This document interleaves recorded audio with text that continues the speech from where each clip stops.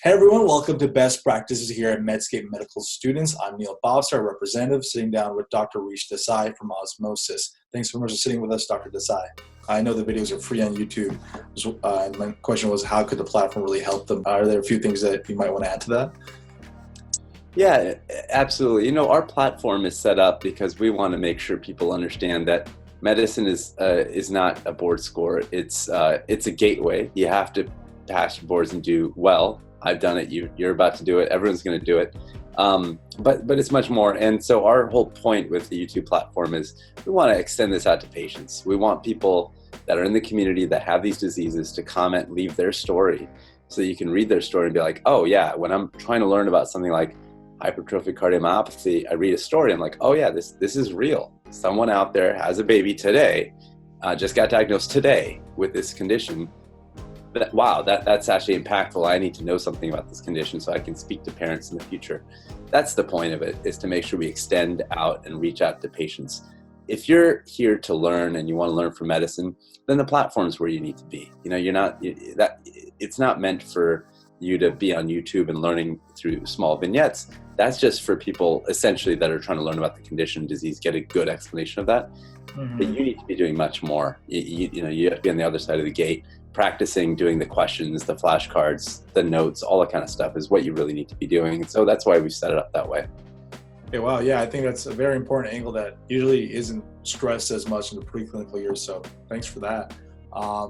This kind of segues me into my next question, which is what should students not be doing when they're using Osmosis? Yeah, that's a good question. I think a lot of times people get into habits of staying in their safe space. So let's say I'm really good at flashcards, and that's what I really get into.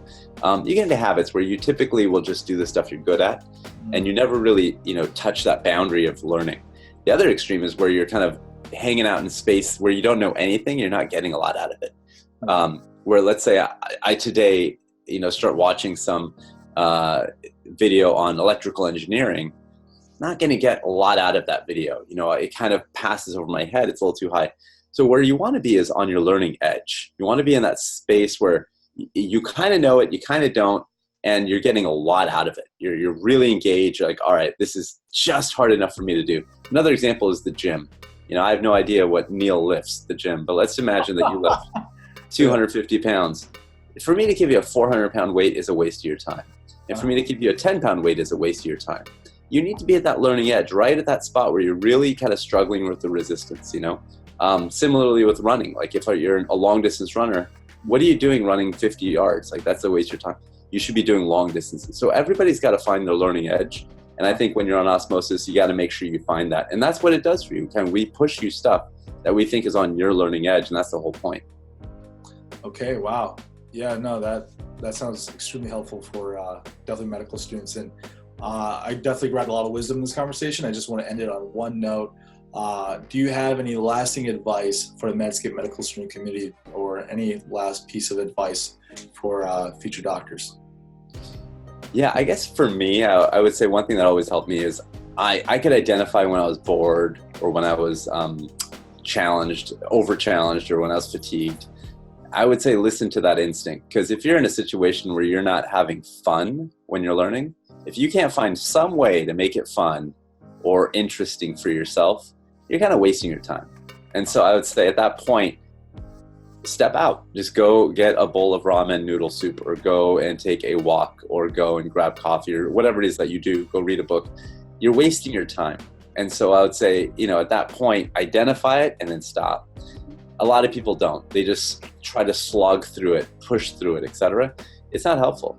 I think it's much more helpful to recognize that in yourself, take a 5-minute, 10-minute, 15-minute break, whatever you need to do, and then get back into the game and say, okay, I need to look at this with new eyes.